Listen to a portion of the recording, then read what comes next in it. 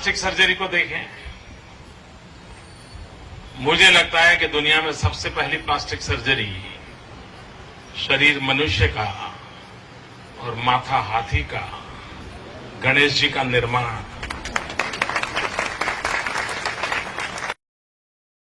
पुराण का ये जो कहानी है गणेश जी का अवतरण के बारे में, इसके बारे में मन में ऐसा कुछ विचार आ रहे थे। कहानी ये है कि पार्वती नहाने गई। पार्वती ने अपने शरीर का मैल को निकाल करके उसमें एक पुतला बनाया, उसको जान दे दिया, पुत्र बना लिया।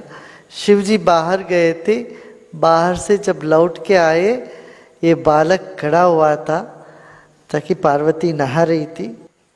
तो ये बालक ने रोका शिवजी को, ताकि पहचानता नहीं था कि पार्वती ने ही तो बनाए उनको। तो शिवजी को क्रोध आया, उन्होंने इनका सिर काट दिया। और फिर जब पार्वती को पता चला, पार्वती बड़ी दुखी हो गई, अरे मेरा पुत्र का इस तरह से वध कर दिया। फिर शिवजी ने कहा कि कौन सा प्राणी या व्यक्ति उत्तर के ओर सिर रख के सो रहा है, वो लेके आओ। जब पृथ्वी में आए, सिर्फ एक हाथी उत्तर की तरफ सिर रख के सो रहा था और कोई नहीं सो रहे थे। तो हाथी का सिर काट के लेके आए, इसमें रखा, फिर गणेश जी बन गए। फिर उनको वरदान दे दिया, ताकि गुस्सा क्या तो वरदान भी देना पड़ेगा।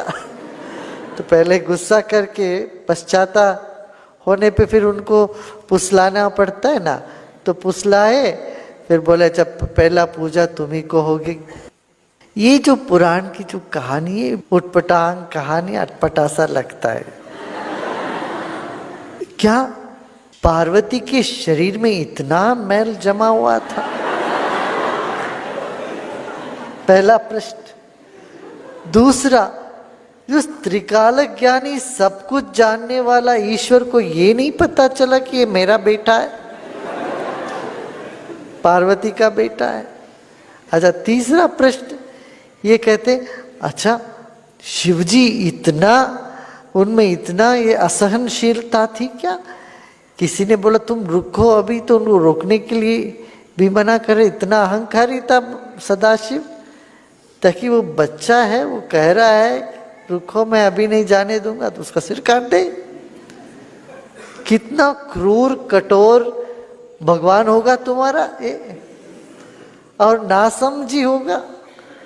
मान लो आपको कोई गार्ड कहीं रोकता हो तो आप उसका सिर काट दोगे, चाहे आप ही के घर का गार्ड क्यों ना हो।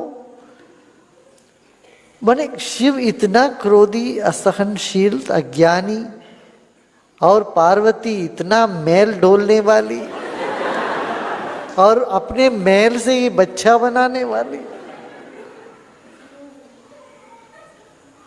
तो जो आस्था नहीं रखते हिंदू धर्म में, वो इस सब कहानी को ले ले करके हिंदू धर्म की खूब पिटाई करते हैं और हमारे देश के, हमारे धर्म के जो युवकों को इसमें से हटाते हैं।